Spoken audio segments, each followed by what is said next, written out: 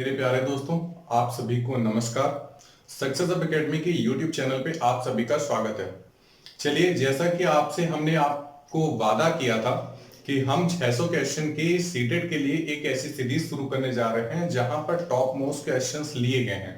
Okay, तो उम्मीद है कि वहां से एग्जाम में काफी कुछ क्वेश्चंस फंसेंगे। ठीक है, तो चलिए आज की हम लोग क्लास को स्टार्ट करते हैं और उन 600 क्वेश्चन की सीरीज में पहला पार्ट आज अपलोड हो रहा है। ठीक है, तो आज चलो हम लोग पढ़ना स्टार्ट करते हैं। ओके, सीधे नंबर 1 क्वेश्चन से स्टार्ट करेंगे और धीरे धीरे धीरे धीरे 600 तक चलेंगे। ओके, चलिए देखिए, आपके सामने यहां पर एक सवाल दिया हुआ है। क्या दिया हुआ है? मनीषा और अमित कक्षा में पढ़ते हैं। आपको स्क्रीन पर सवाल तो आ ही रहा होगा। उसके साथ ही साथ अगर बाय चांस कहीं अगर लैंग्वेज की प्रॉब्लम लग रही है तो फिर हम पढ़ रहे हैं, आप उस पर जरूर ध्यान दीजिएगा।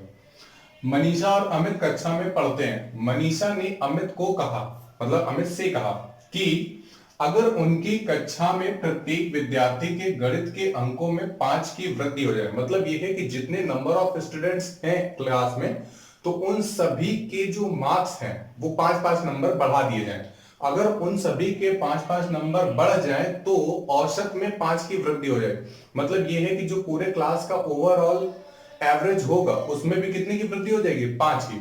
आगे बोला गया, उसने आगे यह भी कहा कि यह सभी संख्याओं के लिए सही होगा। तो मनीषा ने अमित से क्या कहा कि ये जो चीज है ये सभी संख्याओं के लिए सही होगा। मतलब ये है कि अगर विद्यार्थी के गणित में अंकों में 6 की वृद्धि की जाए तो यहाँ पे औसत में भी 6 की वृद्धि होगी। अगर गणित में अंकों की अगर वृद्धि 10 की जाए तो यहाँ पे औसत में भी कितने की वृद्धि होगी? 10 की होगी। अगर यहाँ पे गणित में अंकों की वृद्धि 50 कर दे तो फिर यहाँ पे औसत में वृद्धि कितने की होगी?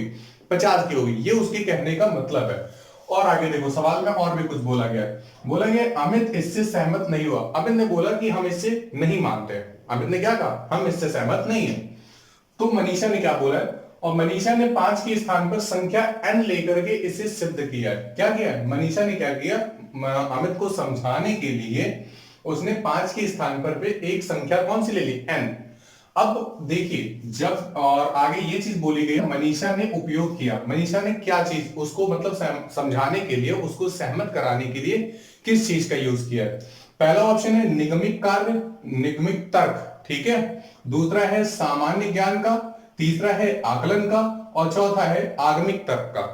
अब जरा ध्यान समझिएगा, जब भी कभी भी अगर कोई भी आपके सामने क्वेश्चन दिया हो, जब भी कभी भी मैथमेटिक्स में कोई भी आपके सामने सवाल दिया गया हो, तो उस सवाल को या फिर उसके स्टेटमेंट को कोई भी कथन दे दे। जैसे कि यहां पर एक तरीके से ये क्या बोला जा रहा है भाई? कथन ही है।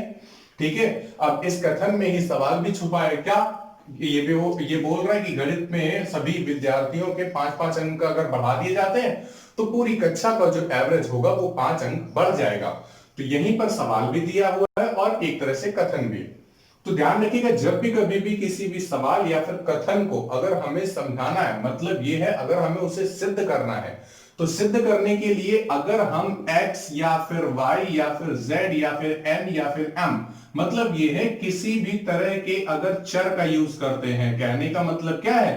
अगर हम किसी भी तरह के वेरिएबल का यूज करते हैं, अगर किसी भी हम गणितीय कथन को सिद्ध करने के लिए हम किसी ना किसी चर का यूज करें, वेरिएबल्स का यूज करें, तो कहने का मतलब यह होता है कि हम उसे सिद्ध कर रहे हैं। क्या कर रहे हैं? सिद्ध कर रहे हैं। और सिद्ध करने का मतलब यह है कि हम उसका निगमन कर रहे हैं। हम उसको क्या कर रहे हैं? निगमन कर रहे हैं। सिद्ध करना ही कहलाता क्या है? निगमन कहलाता है। क्या कहलाता है? निगमन कहलाता है। कहने का मतलब यहां पे ये जो पहला आंसर, पहला जो ऑप्शन दिया है निगमित तर्क, वही आपका आंसर हो जाएगा। तो आप ये चीज ध्यान रखिएगा, कभी भी इस तरीके से कोई भी सवाल आए, जब भी कभी भी हम किसी भी मैथमेटिक क्वेश्चंस को सॉर्ट आउट करने के लिए अगर हम वेरिएबल्स का यूज करें तो वहां पर सिद्ध करना होता है। तो सिद्ध कर रहे होंगे तो कहने का मतलब क्या है? निगमन होगा। निगमन मतलब निगमित तर्क। यहां पे थोड़ा सा चेंज करके नाम दिया हुआ है। बात समझ में आई? तो चले अगला सवाल लेते हैं। उम्मीद है आपको यह सवाल समझ में आ गया होगा। आगे बढ़ते हैं। देखिए, सीरीज का सेकंड नंबर क्वेश्चन आपसे ये कुछ कह रहा है कि अगर कोई संख्या संख्या दी है 6 2 5 3 2 9 1 5 और ए है, ए के प्लेस पे कोई एक अंक है जो इन चार में से कोई एक होगा। आपसे बोला गया कि अगर ये संख्या 6 से पूरी तरह से विभक्त हो तो ए के स्थान पर सबसे बड़ा अंक कौन सा होगा। ए के स्थान पर सबसे बड़ा अंक मतलब ए के स्थान पे अब 9 भी हो सकता है, 8 भी हो सकता है, 6 भी हो सकता है, 5 भी हो सकता है, क्या होगा इन चार में से आपको बताना है। लेकिन हाँ मैक्सिमम बताना है, ध्यान रखिएगा। अगर किसी क्वेश्चन में मान लेते हैं इसी सवाल में अगर ए के लिए दो ऐसे मान है, हमने मान लिया 5 और 8, अगर हम यहाँ पे 5 रख दे और 8 रख दे तो संख्या अगर 6 से दोनों तरीके से विभक्त हो रही है तो ध्यान रखिएगा आपको 8 अंक बताना होगा। क्यों? क्योंकि आपसे बोला है ए का सबसे बड़ा अंक क्या, ए का सबसे बड़ा अंक कौन सा होगा। ठीक है, तो चलिए हम लोग बात करते हैं। अच्छा, हमें ये चेक करना है कि 6 से पूरी तरीके से विभक्त है कि नहीं है। तो पहली बात तो ये हम भाग तो देंगे नहीं, आपने अच्छे से पढ़ रखा है कि 6 से कोई संख्या तभी विभक्त हो सकती है जब वो संख्या 2 और 3 से कट जाए। हमें अगर 6 से विभक्त कराना है तो हम ये चेक कर लें कि संख्या 2 से और 3 से कट रही है कि नहीं कट रही है। तो हमें 2 और 3 से ही तो चेक करना है। तो चलो भाई देखो चेक कर लेते हैं। अच्छा, 2 से वही संख्याएं कटती हैं जिनके यूनिट प्लेस पर, जिनके इकाई के स्थान पर या तो 0 हो, 2 हो, 4 हो, 6 हो या फिर 8 हो। मतलब ये है कि इवन नंबर होना चाहिए। क्या होना चाहिए? इवन डिजिट होनी चाहिए, सम अंक होना चाहिए। कैसी संख्या होनी चाहिए? सम संख्या होनी चाहिए, सम अंक होना चाहिए। तो एक बात तो तय है कि ए के प्लेस पे हम लोग 0, 2, 4, 6 या फिर 8 ही रख सकते हैं, हम और कोई भी अंक नहीं रख सकते हैं। तो पहली बात 5 और 9 तो हमारे आंसर हो ही नहीं सकते हैं। क्यों? क्योंकि अगर 6 से काटना है तो 2 से कटना जरूरी है, और 2 से भाई 5 और 9 तो कटते नहीं है, नहीं कटते हैं ना, तो 5 और 9 तो हमारे आंसर नहीं हो सकते हैं। अच्छा, 6 और 8 हो सकते हैं, ये हमें वेरीफाई करना है कि 6 या फिर 8 में से कौन सा होगा या फिर दोनों होंगे। चलिए जरा चेक करते भाई। अब बात ये आती है कि हम ए के प्लेस पे ये 6 या फिर 8 अगर रखेंगे तो वो संख्या किससे कटनी चाहिए भाई? 3 से भी कटनी चाहिए, क्योंकि हमने 2 से तो देख लिया, यहाँ पे 6 या फिर 8 अगर ए के प्लेस पे रखेंगे तो कट जाएगा। तो हम ये देखें कि भाई 3 से ये संख्या कैसे कटेगी। तो 3 से हमने आपको डिविजिबिलिटी रूल में बताया हुआ है कि 3 से कोई भी संख्या कैसे कटेगी, कि हम जो भी आपके सामने नंबर दिया गया है, जो भी आपके सामने नंबर दिया गया है उन नंबर के डिजिट का सम करें, मतलब योगफल करें, sum of all digits, sum of all digits of given number. जो भी नंबर आपके सामने दिया गया होगा उसके सभी अंकों का योग करना है। तो चलो भाई इन संख्याओं के, इस संख्या के अंकों का योग कर लें। तो 6 और 2 कितना होता है? 8, 8 और 5 13, 13 और 3 16, 16 और 2 18। अरे भाई हम तो ऐड कर रहे हैं, मेरे साथ में आप भी ऐड करो, ठीक है। 18 और 9 27, 27 और 1 28, 28 में आप 5 जोड़ेंगे कितना हो जाएगा? 33। और 33 में हमें क्या जोड़ना है? ए। 33 में अभी हमें क्या जोड़ना है? ए। कहने का मतलब क्या है, अगर हम 33 में कुछ ऐसा अंक जोड़ें, या तो 6 या फिर 8, इन दोनों में से किसी एक ऐसे अंक को रख करके जोड़ें जो कि संख्या किससे कट जाए भाई? 3 से कट जाए, क्योंकि हम 2 से तो वेरीफाई कर ही चुके हैं। अब हमें किससे चेक करना है? 3 से चेक करना है। तो चलो भाई चेक कर लेते हैं। अच्छा, हम कोशिश करते हैं सबसे पहले 8 रखने की। सबसे पहले हम 8 इसलिए रख रहे हैं क्योंकि आपसे ए का सबसे बड़ा अंक पूछा है, ठीक है। ए के स्थान पे क्या पूछा है? सबसे बड़ा अंक। तो हमने मान लिया कि अगर ए के प्लेस पे 8 होता तो 33 और 8 कितना होता है भाई? 41। देखो भाई 41 क्या 3 से कट रहा है? नहीं कट रहा है। 41 क्या 3 से कट रहा है? नहीं कट रहा है। अगर 41 3 से नहीं कट रहा है मतलब 8 होगा ही नहीं। तो फिर अब हम क्या करें? 6 रख लें। तो 33 प्लस 8 की जगह पे अगर आपने 6 रखा होता तो 33 और 6 कितना होता है? 39। 39 देखो भाई 3 से कट रहा है? हाँ कट रहा है। अगर कट रहा है तो फिर यही आपका आंसर हो जाएगा। बात समझ में आई? तो वैसे तो ये क्वेश्चन बहुत ही ज्यादा सिंपल है, ठीक है, लेकिन हमने आपको पूरा एक्सप्लेन करके बताया। बाय चांस अगर आप में से किसी बच्चे ने डिविजिबिलिटी रूल नहीं पढ़ा है तो उसे भी समझ में आ जाए। कंफर्म ना? और अगर आपने डिविजिबिलिटी रूल नहीं पढ़ा है, 27 29 वगैरह तक की हमने आपको पढ़ा रखे, तो प्लेलिस्ट में जाइए और वहां पे डिविजिबिलिटी रूल की आपको नंबर सिस्टम में वीडियो मिल जाएगी। ओके, तो आप उसे पूरी तरीके से देख लें, ठीक है, और अच्छे से सीख लें, समझ लें, नोट्स जरूर बनाते चलें, ठीक है। ये जो 600 क्वेश्चन की सीरीज चल रही है इनकी जरूर नोट्स आप नोट्स आप बनाते रहिएगा, ठीक है। क्योंकि होगा क्या, जब ये 600 क्वेश्चन पूरे कंप्लीट हो जाएंगे तो उसके बाद फिर आपको ये एग्जाम के टाइम पे रिवीजन करने में बहुत आसानी करेंगे, ठीक है। तो चलिए थर्ड क्वेश्चन लेते हैं और आगे बढ़ते हैं। देखिए आपके सामने सवाल दिया गया है कि जतिन और प्रिया के पास मिला करके 41 रुपए हैं। कितने रुपए हैं? 41 रुपए। जतिन के पैसों का 1/4 भाग प्रिया के पैसों के 1/7 से 2 रुपए ज्यादा है, 2 रुपए अधिक है। तो आपसे पूछा गया है कि प्रिया के पास हैं कितने रुपए, प्रिया के पास में कितने रुपए हैं। अच्छा, इस सवाल को हम लोग दो तरीके से मेन तौर पे कर सकते हैं। एक तो बाई ऑप्शन से, जैसा कि हम लोग एग्जाम में करेंगे, और एक जो हम लोगों का जनरल प्रोसेस होता है। तो सबसे पहले हम लोग अपना जनरल प्रोसेस सीख लेते हैं और उसके बाद फिर हम लोग देखते हैं ऑप्शन से किस तरीके से क्या किया जा सकता है। चलिए देखें। देखो, आपसे बोला गया है जतिन और प्रिया के पास मिला करके 41 रुपए हैं। मतलब हम ये बोल दें कि जतिन जे और प्रिया पी के पास में टोटल कितने रुपए हैं भाई? 41 रुपए हैं। आपसे बोला गया जतिन के पैसों का 1/4, तो जतिन के पैसों का 1/4 और प्रिया के पैसों का 1/7, और प्रिया के पैसों का 1/7 से कितना अधिक है? 2 रुपए अधिक है। कहने का मतलब ये है कि भाई जतिन के जो रुपए हैं वो प्रिया के रुपए से कितने अधिक हैं? 2 रुपए अधिक है। ठीक है, जतिन का 1/4 और प्रिया के 1/7 से कितना अधिक है? 2 रुपए अधिक है। तो कहने का मतलब इन दोनों के बीच का जो अंतर है वो कितने का है? 2 का है। तो अब हम लोग कर क्या सकते हैं? हम लोग इनको सॉर्ट आउट करने की अगर कोशिश करते हैं तो फिर क्या निकल के आता है? 7 और 4 का एलसीएम कितना? 28। 4 से भाग करेंगे 7 बार, से यहाँ पे कितना हो जाएगा? 7j माइनस 7 से भाग करेंगे 4 बार, तो यहाँ पे कितना हो जाएगा? 4p equals to 2। 28 का अगर हम 2 में गुणा करा दे तो देखो भाई 7j minus 4p equals to 28 दूनी कितना? 56 हो जाएगा। यहाँ पे देखो j plus p equals to 41 निकल के आ रहा था, और यहाँ पे 7j minus 4p equals to 56 निकल के आ रहा है। आप जानते हो कि एक नियम नहीं, क्या बोलते हैं, जब कभी भी दो इक्वेशंस आपको दी जाती हैं और अगर उनमें दो वेरिएबल दिए हो, कितने? 2 वेरिएबल दिए हो, तो हम उन दोनों समीकरणों को सॉर्ट आउट करते हैं। देखो यहाँ पे p के प्लेस p 4p है, यहाँ पे p अकेला है, तो हम एक काम करें, हम इनमें 4 का गुणा करा दें, क्योंकि यहाँ पे भी 4 लाना है, तो फिर यहाँ पे 4 है और यहाँ पे हम क्या कर ले? 4 कर ले। तो 4 1 जा 4 एंड 4 4 जा 16। ओके, यहाँ पे p से 4p हो जाएगा और यहाँ पे j के प्लेस पे 4j हो जाएगा। तो चलो इस इक्वेशन को हम लोग यहीं पर लिख लेते हैं। तो ये 4j, ये 4p और ये 164, दोनों इक्वेशंस को हम क्या कर ले? ऐड कर ले। ऐड करेंगे तो 4p से 4p कट जाएगा। 7 और 4 11j बराबर 6 और 4 10 का 0 हासिल 1, 6 5 11 और 1 12 के 2 हासिल 1, तो 1 और 1 2। 11 से अगर आप भाग करा देंगे तो 11 दूनी 22 और 1 0। कहने का मतलब ये है कि जतिन के पास कितने रुपए होंगे? 20 रुपए होंगे।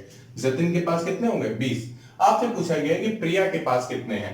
तो आप जानते हैं कि जतिन और प्रिया के पास में टोटल 41 रुपए थे। तो अगर जतिन के पास में 20 रुपए हैं तो बाकी के प्रिया के पास में कितने होंगे? 21, क्योंकि 21 और 20 मिल करके ही तो 41 रुपए बनाएगा। तो ये तो था भाई बेसिक प्रोसेस, जिसे हम लोग एग्जाम में नहीं करेंगे, लेकिन हाँ ये आपको आना चाहिए। क्यों? क्योंकि जब आप जूनियर लेवल के बच्चों को पढ़ाएंगे जाके तो वहां पे यही सवाल पढ़ाने होते हैं। ठीक है, चलिए देखते हैं जरा बाई ऑप्शन हम लोग कैसे कर सकते हैं। हम मान लेते हैं कि पहला ऑप्शन जो है वो 20 हमारा करेक्ट आंसर हो सकता है। तो प्रिया के पास हमने मान लिया कितने रुपए हैं? 20 रुपए। प्रिया के पास कितने माना? 20 रुपए। और फिर एक बात बताओ, जब दोनों के पास में मिल करके 41 रुपए हो गए थे तो जतिन के पास में कितने होंगे? 21 रुपए होंगे। ऐसा होगा ना? अब देखो क्या बोला गया, जतिन के पैसों का 1/4 भाग, तो जतिन के पैसों का 1/4 निकालोगे तो दशमलव में निकलेगा ना, और यहाँ पे जो वैल्यू है वो क्या है? वो परफेक्ट है। तो कहने का मतलब 20 हमारा आंसर नहीं हो सकता है। अब बात आती है 27 के लिए। तो हम अगर बात करें कि भाई अगर प्रिया के पास कितने रुपए हैं? 27। अगर प्रिया के पास 27 रुपए हैं तो जतिन के पास कितने होंगे? 13 और 1 14। जतिन के पास कितने हो सकते हैं? 14। तो अब देखो भाई जतिन के पैसों का 1/4, तो 14 का 1/4 करो तो मतलब दशमलव में आना है, तो दशमलव में आएगा तो फिर आंसर तो हो नहीं सकते। मतलब जतिन के पास फुटकर दशमलव में, मतलब ये है कि भाई 4 से जब भाग कराओगे तो फिर कितना आ रहा होगा? 2 दूनी 4, 2 सत्ते 14, मतलब जतिन के पास 3.5 होंगे, तो बाकी के इसके पास होंगे, प्रिया के पास। तो प्रिया के पास भी तो 50 पैसे की यूनिट तो आ ही जाएगी ना। तो कहने का मतलब ये है कि यहाँ पे भी आंसर ये नहीं हो सकता। अब हम लोग तीसरा ऑप्शन जरा उठा लेते हैं। तो तीसरे ऑप्शन में बोला है कि प्रिया के पास कितने? 21 रुपए। तो पक्की बात है कि जतिन के पास कितने होंगे? 20 रुपए। आपसे बोला गया जतिन के पैसों का 1/4, तो जतिन के पैसों का 1/4 मतलब जतिन के पास कितने, 5। जतिन के पास कितने, 5। और फिर बोला गया था प्रिया के पैसों के 1/7, प्रिया के पैसों के 1/7, तो 7 से भाग कराओ कितना, 3। तो प्रिया के पास 3 और जतिन के पास कितना, 5 से बोला गया 2 अधिक है। तो देखो भाई 5 जो है वो 3 से कितना अधिक है, 2 अधिक है। कंडीशन क्वालिफाई कर रहा है, मतलब आंसर क्या होगा, वेरीफाई हो जाएगी। बात समझ में आई? तो आपको ऑप्शन से हम लोग इस तरीके से जल्दी से कर सकते हैं कि भाई हमने मान लिया प्रिया के पास कितना है, 21, तो जतिन के पास कितना होगा, 20 होगा। जतिन का 1/4 प्रिया के 1/7 से कितना ज्यादा है, 2 रुपए ज्यादा है। तो देखो 3 और यहाँ पे 5, तो कितना ज्यादा है, 2 ज्यादा है। उम्मीद है आपको यह सवाल समझ में आ गया होगा। चलिए अगला सवाल लेते हैं, उसे सॉर्ट आउट करने की कोशिश करते हैं। ठीक है, सवाल दिया गया है यदि x प्लस 1/x का मान 2 है तो फिर x माइनस 1/x का मान क्या होगा। अगर x प्लस 1/x का मान 2 है तो फिर x माइनस 1/x का मान क्या होगा। जब हमने आपको सिंप्लीफिकेशन पढ़ाया हुआ है तो वहां पे इस तरीके के बहुत सारे क्वेश्चंस कराए हुए हैं, और अलजेब्रा तो अभी यहाँ पे शुरू नहीं हुई है। तो जब हम आपको अलजेब्रा कराएंगे तो वहां पर इस तरीके के बहुत सारे क्वेश्चन बहुत ही सिंपल वे से सॉर्ट आउट होता है। ठीक है, तो उसकी एक झलक जरा यहाँ पर भी आप देखिए। जैसे कि यहाँ पे देखो भाई x plus 1/x equal to 2 दिया है, तो एक बात ध्यान रखिएगा, जब भी कभी भी x plus 1/x equal to 2 दे दे तो आप वहां पर x के प्लेस पे 1 मान रख लो। क्या रख लें, 1 रख लें। तो एक बात बताओ, यहाँ पे ये x के प्लेस पे 1 रखो, यहाँ पे x के प्लेस पे 1 रखोगे तो 1 प्लस 1 इक्वल टू कितना बनेगा, 2। कहने का मतलब ये है कि यहाँ पर जो x का मान होगा वो 1 होगा। तो एक बात बताओ भाई, 1 माइनस 1/1, तो 1/1 इक्वल टू 1, एक में एक घटाओगे आंसर कितना आ जाएगा, 0 आ जाएगा। कितना आ जाएगा, 0 आ जाएगा। इस तरीके की ध्यान रखिएगा, सवालों को कभी भी आप स्क्वायर वगैरह करने में मत चले जाना कि यहाँ पे हम स्क्वायर कर रहे हैं उसके बाद इधर हम x माइनस 1/x के साथ रिलेशन देखें। नहीं, ऐसा नहीं करेंगे। ठीक है, क्योंकि जो क्वेश्चन होते हैं वो एग्जाम में हमेशा कॉन्सेप्चुअल आते हैं। ठीक है, इस तरीके से लेंदी नहीं होगा। ठीक है, ताकि आपको सॉर्ट आउट कराता फिरे। चलिए अगला सवाल लेते हैं और समझने की कोशिश करते हैं। चलिए देखिए, ये सवाल आपके सामने दिया हुआ है, किसी संख्या का 16% जब 21 से जोड़ा जाए तो स्वयं संख्या प्राप्त होती है। क्या चीज, स्वयं संख्या प्राप्त होती है। तो आपसे पूछा गया कि वो संख्या क्या होगी। इस तरीके के बहुत सारे सवाल बनते हैं टेट के भी क्वेश्चन में और सीटेट के भी क्वेश्चन में। तो देखो जरा यहाँ पे हम इस सवाल को कैसे कर सकते हैं। इसको करने के बहुत सारे तरीके, बहुत सारे तरीकों से हम सोच सकते हैं। लेकिन सबसे पहली बात आती है जनरल प्रोसेस के, उसके बाद पर जो हम लोग अच्छा कुछ सोच सकते हैं तो उसको सोचेंगे। ठीक है, देखिए जरा, आपसे बोला गया कोई संख्या, तो हमें कोई संख्या प्राप्त होनी चाहिए, पता होनी चाहिए। वैसे 4 वहां पे ऑप्शन दिए गए हैं, तो अभी हम उनका यूज नहीं कर रहे, अभी हम डायरेक्टली एक्स वगैरह मान करके क्वेश्चन को कर रहे हैं। हमने मान लिया कि कोई एक संख्या क्या है, एक्स। आपसे बोला गया किसी संख्या का 16%, तो आप क्या करें, इस संख्या का 16% निकाल लें। जब 21 से जोड़ा जाता है तो अगर हम x के 16% में अगर 21 जोड़ दें तो हमें वही स्वयं संख्या प्राप्त हो जाती है। मतलब हमें कितना प्राप्त हो जाता है, x प्राप्त हो जाता है। तो हमें संख्या बतानी है, मतलब हमें यहां से x का मान निकालना। चलो जल्दी से सॉर्ट आउट करके निकाल लेते हैं। 4 चौके 16, 4 से काटेंगे 25 बार। यहाँ पे ये कितना हुआ, 4x/25, और इस x को हम इधर बुला लेंगे तो माइनस का x, और प्लस का 21 उधर चला जाए तो माइनस का 21। एलसीएम ले ले तो फिर 25, यहाँ पे 4x ही रहेगा, यहाँ पर कितना हो जाएगा भाई, 25x हो जाएगा, इक्वल टू माइनस का 21। 25x में से 4x जाएगा, माइनस का 21x बचेगा, इक्वल टू माइनस का 21 इंटू 25 इधर चला जाएगा तो यहाँ पे आ गया। माइनस के 21 से माइनस का 21 कट गया, तो x की जो वैल्यू आ गई है वो क्या आ गई है, 25। x का मान कितना आ गया, 25। कहने का मतलब यहाँ पे जो सेकंड ऑप्शन है वही आपका आंसर होगा। लेकिन बात यहां पे ये आके फंसती है कि ये जो x दिया गया है इससे थोड़ा सा हम लोग को एलर्जी है। क्यों, हम लोगों को जो वेरिएबल्स दिए जाते हैं हम उनसे काम नहीं चलाते हैं। क्यों, क्योंकि हम लोग क्वांट सॉर्ट आउट कर रहे हैं। हाँ, तो हमें यहाँ पे वेरिएबल से काम चलाना नहीं है। हम यहाँ पे एक्स वाई जेड ना लेट करें। अगर एक्स वाई जेड लेट करना होता तो फिर आप मेरे पास क्यों आते।